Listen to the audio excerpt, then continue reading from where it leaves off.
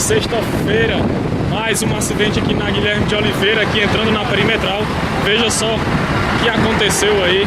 Esse ônibus da empresa Gontijo, placas de Curvelo, Minas Gerais, GXH5318, tentou fazer aqui uma manobra e atingiu aí esse Gol Prata, placas de Fortaleza, HXB7934.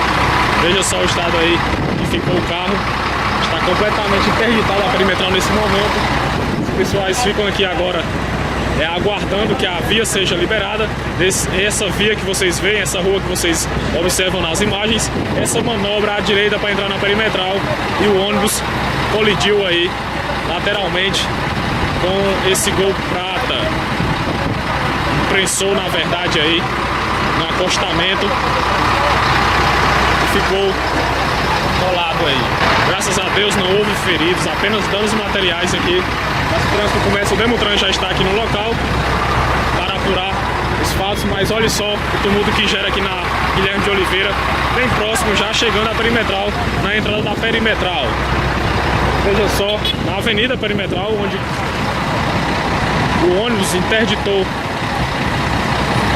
essa parte da avenida, ninguém consegue passar.